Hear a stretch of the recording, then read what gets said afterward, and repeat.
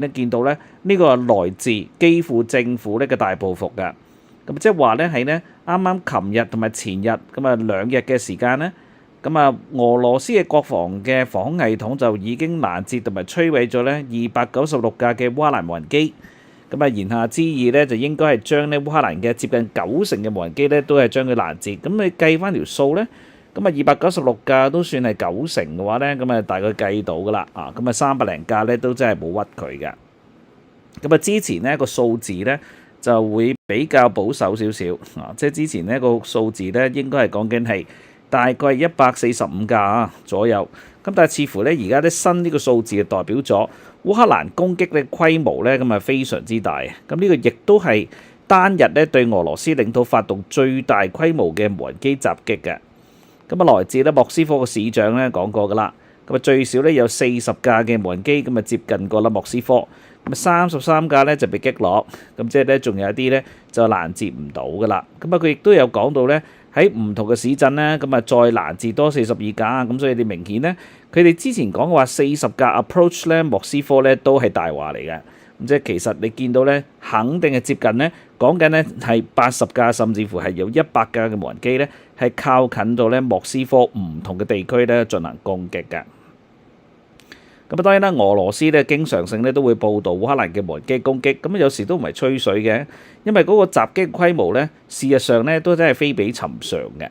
咁而莫斯科本身距離烏克蘭嘅邊境咧都係講緊接近600-700公里左右，咁啊所以咧就唔係話十分之遠。咁啊以現時無人機攻擊嘅距離咧，咁啊絕對咧係能夠攻擊得到嘅。咁但係你話咁大規模攻擊咧，即係可能係講緊70-80架嘅單次嘅無人機攻擊咧，又真係比較少見。咁所以咧今次嘅報復咧，其實都嚟得係相當之猛烈。咁但係今次呢個報復咧，咁當然唔係淨係攻擊咧，我哋講啲公共設施或者其他嘅社區咧嗰啲嘅情況啦。咁今次嘅攻擊咧，亦都集中咗一啲嘅軍工嘅體系嘅攻勢。咁啊包括來自咧其中一間咧叫做咧拉杜加啦嘅一個電廠，咁啊位於咧佢哋呢個莫斯科以北130公里咧，叫做咧杜布納市啊。咁啊，烏克蘭嘅無人機咧成功咧繞過咗咧首都嘅防空圈，咁而且咧向佢咧進行攻擊嘅。咁啊，烏克蘭嘅安全局咧講過，今次嘅襲擊咧係攻擊咗呢一個電廠咧佢嘅裝配嘅車間同埋設備嘅車間，咁啊令到咧2個車間咧都發生嘅大火，咁啊相信咧都係精確摧毀咗咧佢哋裡面咧重要咧嘅設備㗎啦。咁啊呢個企業咧。咁啊，其實亦都係對俄羅斯咧好緊要。咁呢個企業咧就佢哋所講咧嘅克朗斯塔德啊，即係呢一家財團啊。咁呢個財團咧，其實佢哋係有生產咗唔少嘅武器嘅。咁所以似乎咧今次咧呢個嘅工廠嘅打擊咧，咁啊對俄羅斯軍工企業嚟講咧，都係一個相當之唔錯咧嘅高精度嘅打擊嚟嘅。咁啊裏面就包括有咧獵戶座嘅無人機嚇，咁呢個咧就喺烏克蘭戰爭裏面常常使用㗎啦。咁啊，亦都咧有呢個嘅 S8000呢個嘅巡航飛彈，嗱呢個係新嘢嚟㗎。咁啊，亦都有大量嘅外國嘅零件咧，咁啊放咗落嚟咧呢一款呢個巡航飛彈。咁所以咧都幾明顯咧，今次嘅針對性咧就係對俄羅斯一啲嘅精準同埋遠程嘅武器咧進行打擊。咁另外咧，佢咧隸屬於一間咧叫做咧拉杜加嘅工廠啦。咁啊，裡面咧嘅工廠咧又係製造其他嘅戰術飛彈。咁啊，包括咗啲咩咧？就包括一啲嘅巡航飛彈啦。無論係空對空嘅、空對地嘅、地對地嘅都喺度㗎啦。咁啊，常見嘅咧包括有 KH-101、KH-555啊、KH-69同埋咧 KH-59嗱等等咧，大家都係熟口熟面呢嘅飛彈嚟㗎啦。咁而呢啲飛彈咧，不嬲都係攞嚟咧去打擊咧烏克蘭嘅軍事同埋平民咧，即係軍民兩用啦，即係呢啲嘅飛彈嚟㗎。咁亦都觀察到咧，即係咧俄羅斯今次咧嘅國防工業嘅關鍵設施咧嘅打擊咧，就係咧呢個莫斯科附近呢嘅杜布納市啦咁樣。咁啊呢個地方咧，事實上咧亦都係好多一啲嘅先進武器咧，經常性咧呢度生產嘅情況。咁所以咧今次嘅打擊咧，咁老實講咧，都係一個咧相當之精準同埋咧相當之好呢個情況嚟㗎啦。咁啊當然啦，即係咧莫斯科咧，其實而家咧好大嘅莫斯科本身，咁所以咧你講緊佢附近咧周邊嘅城鎮嘅地區咧，咁啊接二連三啦，有彈藥庫啊，咁啊有呢啲嘅油庫啊，咁啊有啲加工嘅設施啦，咁啊又有呢啲嘅長程嘅武器打擊，其實咧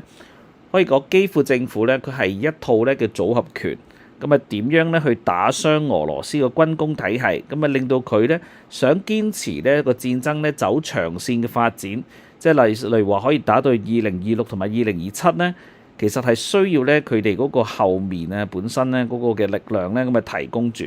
咁啊包括咧就係佢哋後面咧有精良嘅設計啦，咁啊可以咧喺外國嗰度攞到一啲嘅軍備，攞到一啲嘅輸入性嘅材料，即係例如包括喺中國呢邊啊攞到一啲可能講做炸藥啊、炸彈啊、飛彈啊等等嘅材料，咁然之後咧又即係入口到例如我哋講啲嘅晶片啊、其他精密咧嘅設施啊等等，咁所以咧喺唔同嘅園區裏面咧，咁啊將佢咧化妝成為一啲咧民用嘅工廠咧，呢個都係俄羅斯軍工同埋咧現時佢哋嘅戰時經濟，佢哋好中意啦嚇去扮演一件事，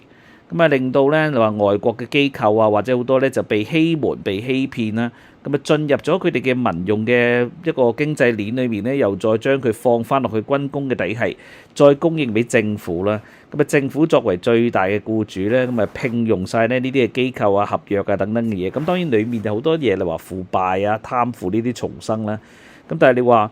即係對普京嚟講咧，呢一刻咧，咁啊打仗或者戰爭嘅勝利咧就最緊要。咁所以咧呢啲事情咧，其實基本上咧佢都好少理㗎啦。咁啊呢個阿姐咧，我哋睇得到咧嗰個現時啊，即係咧烏克蘭係有針對性去打擊俄羅斯咧喺嗰個長遠戰爭上面咧嘅一啲嘅問題啦咁樣。咁啊始終咧我哋講到呢啲嘅非軍事區咧，你好難啊會發現佢哋竟然會有啲嘅複合材料嘅加工嘅車間啦，有一啲嘅現代化航空電子嘅設備啦，咁啊佢哋啲控制系統嘅裝配線都有齊晒。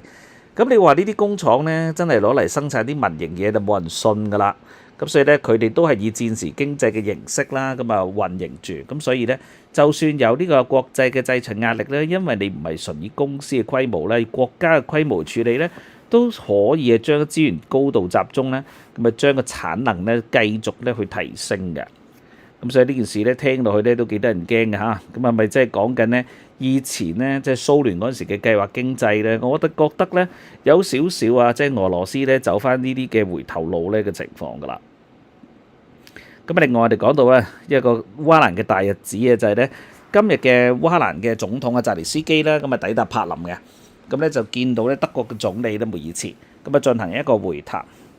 咁呢件事咧當然都明顯睇到就係德國咧，咁啊背地裏都係支持基輔，咁啊點樣去對抗咧俄羅斯嘅侵略？咁啊德國政府發言人咧都有講㗎啦，咁啊兩國嘅領導人